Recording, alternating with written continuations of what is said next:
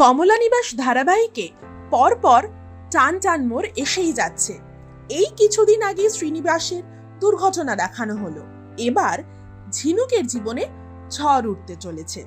সম্রাট অর্থাৎ ঝিনুকের যে স্বামী, সে যে সাইকো বা মানসিক রোগী, সেই কথার আভাস ঝিনুক আগেই পেয়েছিল, কিন্তু এবার সে তার ভয়ঙ্কর ভালোবাসার সাক্ষী হতে চলেছে।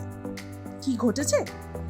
এদিন চ্যানেল কর্তৃপক্ষের তরফে কমলা নিবাসের যে নতুন প্রোমো প্রকাশ্যে আনা হয়েছে, সেখানে দেখা গিয়েছে সম্রাটের সঙ্গে ঝিনুক একটি পার্টিতে গিয়েছে। তারা দুজন মিলে কেক কাটে, আর তখনই সেখানে ঝিনুকের কাছে গান গাওয়ার অনুরোধ আসে। এই কথা শুনেই সম্রাট তার স্ত্রীকে বাধা দিতে চায়, বলে যে এত লোকের সামনে ও গান গাইতে পারবে না। কিন্তু স্বামীর মনোভাব না বুঝেই ঝিনুক জানিয়ে দেয় তার গান গাওয়ায় কোনো অসুবিধা নেই, একটাই তো গান। স্বাধীনে জরুর আনা ছবি থেকে সে যোগী গানটি গেয়ে শোনায়, আর তারপরই শুরু হয়ে যায় বিপদ। না না, তখন ঠিক নয়।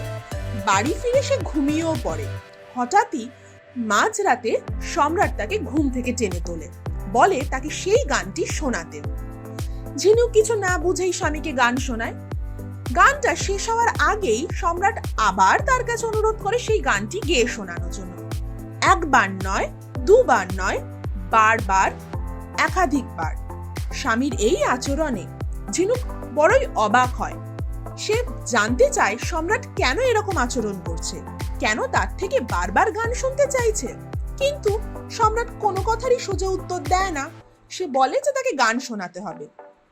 বারবার গান গেয়ে ঝিনুক ক্লান্ত হয়ে গেলে জল খেতে চাইলে সেটাও তাকে খেতে দেয় না সম্রাট।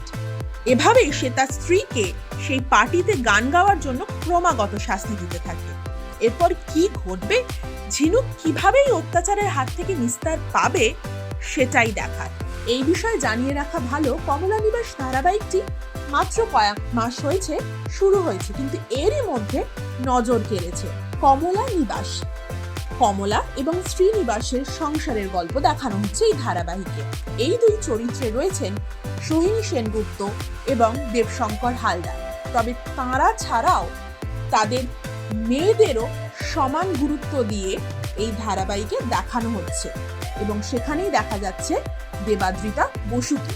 অন্যান্য গুরুত্বপূর্ণ চরিত্রে রয়েছেন বিদ্যুৎ চৌধুরী, ধ্রুবজ্যোতি সরকার প্রমুখ। এই ধারাবাহিকটি জি বাংলার পর্দায় প্রতিদিন দেখা যায় সন্ধ্যে 6:30 থেকে। তবে ঝিনুকের সঙ্গে সম্রাট যে আচরণ করতে চলেছে, যে অত্যাচারের সম্মুখীন সে হতে চলেছে, সেটি আগামী 9 থেকে 11 আগস্ট দেখানো হবে।